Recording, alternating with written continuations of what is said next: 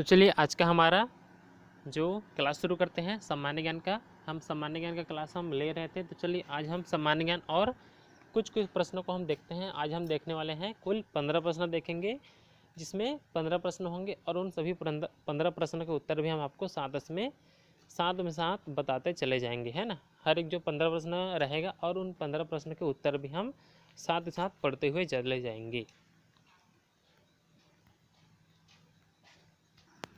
देखिए यहाँ पे प्रश्न के नंबर को आपको ध्यान में नहीं रखना है, ठीक है। प्रश्न का जो नंबर है, जैसे कि यहाँ पे क्या है, 1 होना चाहिए लेकिन 11 है, तो उसको आपको ध्यान नहीं देना है। प्रश्न का नंबर कुछ भी हो, है ना। हमको किससे मतलब होना चाहिए, प्रश्न से मतलब होना चाहिए। क्योंकि यहाँ पे मैं जो टाइपिंग किया हूँ, तो मैं प्रश्न का जो नंबर है उसको मैंने लाइन से डाला था, तो क्या हो गया था, जो हम कल 10 पढ़े थे तो 10 ऊपर चला गया, है ना। जैसे कि हम क्या पढ़े थे, आखिरी प्रश्न। देखिए हम कल के क्लास में आखिरी प्रश्न पढ़े थे, हमारा राष्ट्रीय पशु पढ़े थे, तो ये 10वां नंबर का था। उसके बाद हम फिर से आज 15 प्रश्न पढ़ेंगे, तो उसके आगे मैंने लिखा है तो ये 11वां नंबर का है ना। तो इसलिए प्रश्न के नंबर से हमको कोई मतलब नहीं रहेगा। आपका जो प्रश्न है पहला मान के चलो। तो चलिए पहला प्रश्न आज हम देखते हैं। क्या पूछा गया है, हमारा राष्ट्रीय पक्षी कौन है। हमारा राष्ट्रीय पक्षी कौन है, तो कौन है हमारा राष्ट्रीय पक्षी, मोर, है ना। मोर हमारा क्या है, राष्ट्रीय पक्षी है मोर, तो मोर होगा सही उत्तर। चलिए अगला प्रश्न देखते हैं। फलों का राजा किसे कहते हैं, फलों का राजा किसे कहते हैं। तो यहाँ पे देखिए दिया है, फलों का राजा आम को कहते हैं। किसे कहते हैं, आम को कहते हैं। तो इस क्वेश्चन का सही उत्तर हो जाएगा आपका आम। फलों का राजा आम को कहा जाता है। और ये तो हो गया फलों का राजा, लेकिन फलों की रानी किसे कहते हैं, तो फलों की रानी लीची को कहते हैं। किसको कहते हैं, लीची को कहते हैं फलों की रानी कहा जाता है। किसको, लीची। आप खाते हो ना लीची, तो ये लीची को कहा जाता है फलों की रानी। ये है फलों की रानी और फलों का राजा आम है। चलिए सभी प्रश्न आपके लिए बहुत ही महत्वपूर्ण है ना। इन सभी प्रश्नों को आप अच्छे से ध्यान से पढ़ते जाइएगा। मैं हर एक प्रश्न को आपको अच्छे से बता रहा हूँ और जो भी डाउट हो क्लियर करते भी जाऊँगा। मतलब यदि किसी को डाउट होगा तो आप मेरे को कमेंट करके भी पूछ सकते हैं कि इस प्रश्न में यदि किसी प्रश्न में कोई आपसे थोड़ा सा समझ नहीं आता है ना।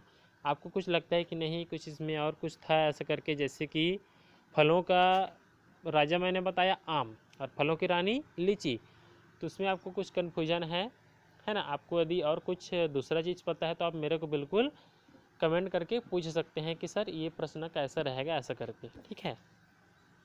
चलिए उसी आगे बढ़ते हैं उसी तरफ।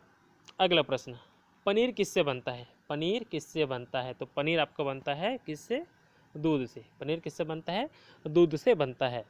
अब देखिए पनीर देखे हो ना, जो दूध से बनता है मतलब एक दही के रूप में होता है, लेकिन कैसा होता है, वो सफ़ेद होता है और कठोर पदार्थ होता है। मतलब कठोर जम जाता है कठोर पदार्थ के रूप में दूध, उसको कहते हैं हम पनीर। और पनीर से क्या क्या बनाते हैं, तो पनीर से बहुत सारी खाने की चीज़ें बनाते हैं। पनीर की सब्ज़ी बनाते हैं, पालक पनीर बनाते हैं और न जाने क्या क्या चीज़ें बनती हैं पनीर से। तो किससे बनता है पनीर, दूध से। और जैसे दूध से पनीर बनता है, फिर उस पनीर से बहुत सारी अलग अलग पकवान बनती है खाने की। और पनीर देखो कैसा होता है, तो पनीर किसी भी आकार का हो सकता है क्योंकि वह जमता है ना। पनीर कैसा होता है, दूध से ही बनता है, दूध से बनकर कठोर पदार्थ के रूप में बन जाता है। तो हम पनीर को काट भी सकते हैं, तो पनीर का कोई आकार नहीं होता। ऐसा भी हो सकता है चौकोना, और ऐसा तिरछा भी हो सकता है, गोल भी हो सकता है पनीर। मतलब कुछ भी आकार का हो सकता है आपका पनीर। तो देखिए पनीर किससे बनता है, दूध से। याद रखिएगा पनीर आपका दूध से बनता है। चलिए अगला प्रश्न देखते हैं। हमारे यहाँ चिट्ठी कौन पहुँचाता है। अब आप जानते हैं कि हमारे यहाँ चिट्ठी कौन पहुँचाता है, तो हमारे यहाँ चिट्ठी पहुँचाता है कौन, पोस्टमैन। जानते हो ना, पोस्ट ऑफिस जी। तो पोस्ट ऑफिस यानी कि पोस्टमैन। तो हमारे यहाँ चिट्ठी पहुँचाने का काम कौन करता है, पोस्टमैन ही करता है, जो चिट्ठी पहुँचाता है घर तक। यदि हम कहीं से भी क्या करते हैं, चिट्ठी लिखते हैं, मान के चलो हम कहाँ चिट्ठी लिख रहे हैं, हम हैं रायपुर में, ठीक है। और रायपुर शहर से हम अपने मित्र को चिट्ठी लिखते हैं कहाँ के लिए? राजनांदगांव के लिए, है ना। तो एक ज़िले से दूसरे ज़िले में चिट्ठी पहुँचाना है तो हम क्या करेंगे? रायपुर में है तो रायपुर में हम अपने मित्र को चिट्ठी लिखेंगे और उस चिट्ठी को हम कहाँ ले जाकर डाल देंगे? पोस्ट ऑफिस में। तो वह पोस्टमैन क्या करता है? उस पत्र को राजनांदगांव ज़िले में पहुंचाने का काम करता है। तो हमारे यहाँ चिट्ठी पहुंचाने का काम, यानी कि चिट्ठी कौन पहुंचाता है? पोस्टमैन पहुंचाता है। चलिए आपका नेक्स्ट प्रश्न है, यानी कि अगला प्रश्न है, लाल किला कहाँ है? लाल किला कहाँ है? तो लाल किला कहाँ है आपका? दिल्ली में है हमारा लाल किला। कहाँ है? दिल्ली में आपका लाल किला है। अब लाल किला में क्या होता है जानते हो? तो लाल किले में ही हर साल जो भारत के कौन होते हैं? प्रधानमंत्री होते हैं। जो भारत के प्रधानमंत्री होते हैं लाल किले में हर साल क्या करते हैं? ध्वजारोहण करते हैं। किस किस दिन? मतलब तिरंगा फहराते हैं 15 अगस्त के दिन और 15 अगस्त के दिन और 26 जनवरी, यानी कि स्वतंत्रता दिवस और गणतंत्र दिवस के दिन जो हमारे भारत के प्रधानमंत्री होते हैं वे लाल किले से ही तिरंगा फहराते हैं और देश को संबोधित करते हैं। मतलब स्वतंत्रता दिवस और गणतंत्र दिवस के अवसर पर देशवासियों को, मतलब देश के लोगों को अपने विचार और देश को संबोधित करते हैं लाल किले से ही। मतलब देश का जो प्रधानमंत्री होता है वह लाल किले से ही क्या करता है? तिरंगा फहराता है 26 जनवरी और 15 अगस्त को। चलिए अगला प्रश्न है आपका, कुतुब मीनार कहाँ है? कुतुब मीनार कहाँ है? तो आपका कुतुब मीनार कहाँ है? दिल्ली में ही है ना। लाल किला भी दिल्ली में, कुतुब मीनार भी दिल्ली में है। और प्रधानमंत्री भी कहाँ रहते हैं? तो हमारे प्रधानमंत्री भी कहाँ रहते हैं? दिल्ली में ही रहते हैं, है ना। तो कुतुब मीनार कहाँ है? दिल्ली में। अब एक और मीनार है, वो क्या है? चार मीनार। तो चार मीनार कहाँ है? तो आपका चार मीनार है हैदराबाद में। कहाँ है चार मीनार? हैदराबाद में है चार मीनार। कहाँ है? हैदराबाद। ठीक है, जगह कम है इसलिए नहीं बन रहा है। हैदराबाद में है आपका चार मीनार। कुतुब मीनार पूछा जाएगा जब भी, है ना, कुतुब मीनार कहाँ है? तो आपका कुतुब मीनार कहाँ है? दिल्ली में है। और चार मीनार कहाँ है? तो चार मीनार आपका हैदराबाद में है। चलिए अगला प्रश्न देखते हैं। अगला प्रश्न दिया है, ताजमहल कहाँ है? ताजमहल कहाँ है? तो आगरा में है ताजमहल। और ताजमहल को किसने बनवाया था? तो किसने बनवाया था? शाहजहां ने बनवाया था। किसने बनवाया था? शाहजहां ने बनवाया था ताजमहल को। किसकी याद में? बेगम मुमताज की याद में बनवाया था ताजमहल को। और आज भी है ताजमहल, आगरा में है। और आगरा कहाँ है? उत्तर प्रदेश में है ना। उत्तर प्रदेश का एक शहर है आगरा, जहाँ पर ताजमहल बना हुआ है। और इस ताजमहल को हमेशा जो लोग होते हैं देखने जाते रहते हैं, क्योंकि ताजमहल बहुत ही सुंदर है ना। इसलिए इसको काफ़ी लोग देखने जाते हैं और यहाँ घूमने के लिए भी जाते हैं। तो आपका ताजमहल है आगरा में, याद रखिएगा। जब भी यदि प्रश्न आता है कहीं पे आपको पूछा जाए ताजमहल कहाँ है, तो आप क्या बोलेंगे? आगरा में है ताजमहल और आगरा उत्तर प्रदेश में है। चलिए अगला प्रश्न देखते हैं, ताजमहल किसने बनवाया? अभी इससे पहले ही मैंने बताया था कि ताजमहल को किसने बनवाया था? शाहजहां ने बनवाया था। तो ताजमहल को किसने बनवाया? शाहजहां ने बनवाया। ये तो सरल प्रश्न था, है ना। चलिए अगला प्रश्न देखते हैं, स्टैचू ऑफ यूनिटी कहाँ है? स्टैचू ऑफ यूनिटी मतलब एकता की मूर्ति, है ना, एकता की प्रतिमा कहाँ है? तो अहमदाबाद में है ना। डॉक्टर नहीं है, सरदार वल्लभ भाई पटेल, है ना, उनकी मूर्ति, यूनिटी मतलब स्टैचू ऑफ यूनिटी कहाँ है? तो अहमदाबाद में है। एकता का जो प्रतीक है, एकता का प्रतीक कहाँ है आपका? अहमदाबाद में है। और अहमदाबाद कहाँ है? तो अहमदाबाद गुजरात में है ना।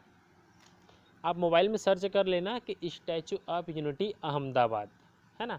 तो आपको वहाँ पे एक बड़ा सा क्या दिख जाएगा? मूर्ति दिखेगा। एक बड़ा सा आपको मूर्ति दिखेगा, जो बहुत बड़ा एक मूर्ति बना है, जिसे कहते हैं स्टैचू ऑफ यूनिटी। और ये अहमदाबाद में है। और अहमदाबाद है आपके कहाँ है? गुजरात में। कहाँ है? गुजरात में है अहमदाबाद। चलिए नेक्स्ट क्वेश्चन देखते हैं। अगला प्रश्न,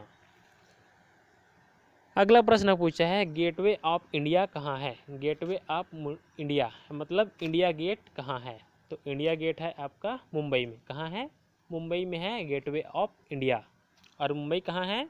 तो मुंबई है महाराष्ट्र में। और मुंबई किसकी राजधानी है? तो महाराष्ट्र राज्य की राजधानी है आपकी मुंबई। चलिए अगला प्रश्न, इंडिया गेट कहाँ है। माफ़ कीजिएगा, जो गेटवे ऑफ इंडिया मुंबई में और ये इंडिया गेट अलग अलग है, ठीक है। गेटवे ऑफ इंडिया मुंबई में है और इंडिया गेट आपका दिल्ली में है। तो कहाँ है इंडिया गेट? दिल्ली में है आपका इंडिया गेट। और दिल्ली किसकी राजधानी है? तो दिल्ली आपका पूरे भारत देश की राजधानी है। दिल्ली किसकी राजधानी है? पूरे भारत देश की राजधानी है दिल्ली। भारत की राजधानी दिल्ली। और इंडिया गेट भी कहाँ है? दिल्ली में है। चलिए अगला प्रश्न, सौर मंडल में कितने ग्रह हैं। सौर मंडल में कितने ग्रह हैं? तो जानते हो सौर मंडल में कुल यहाँ पे दिया है 8, है ना। माफ़ कीजिए कि यहाँ पे 9 दिया है, लेकिन सौर मंडल में आपको पता है अब केवल 8 ग्रह बचे हैं। 9 ग्रह पहले थे, लेकिन अब यम यानी कि प्लूटो को ग्रह नहीं माना जाता है। तो प्लूटो को छोड़कर कुल कितने ग्रह हैं? 8 ग्रह हैं। चलिए इसको हम सुधार कर सकते हैं ना सुधार। तो ये 8 हो जाएगा, ठीक है। हो गया 8। तो अब यहाँ पे दिख रहा है कुल कितने ग्रह हैं? 8 ग्रह हैं आपके किसमें? सौर मंडल में, ठीक है। जब भी प्रश्न पूछा जाएगा कितने ग्रह हैं सौर मंडल में, तो 8 ग्रह हैं सौर मंडल में। याद रखिए, आप कक्षा 6वीं से पढ़ रहे हैं ग्रहों के बारे में। चलिए नेक्स्ट क्वेश्चन देखते हैं।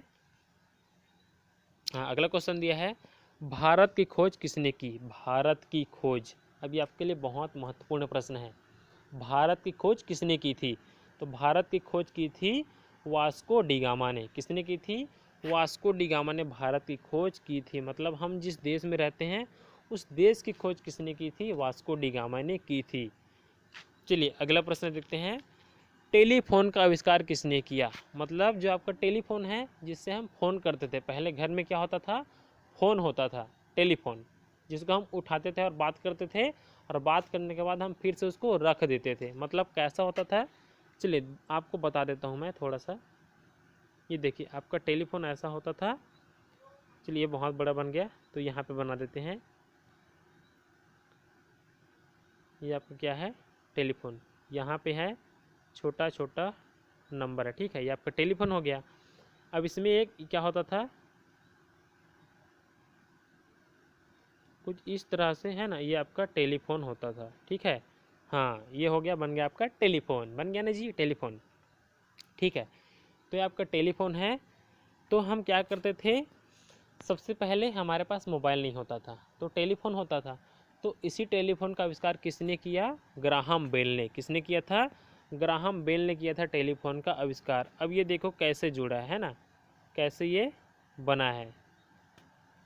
तो देखिए ये है, इससे तार से जुड़ा होता था, है ना। ये यहाँ पे क्या पाया जाता था? तार पाया जाता था।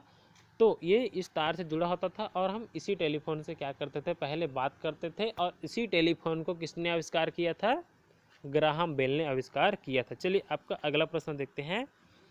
चलिए यह है आपका आज का सबसे आखिरी प्रश्न और अगला प्रश्न, भारत की सबसे लंबी नदी कौन है। भारत की सबसे लंबी नदी कौन है? तो गंगा है भारत की सबसे लंबी नदी।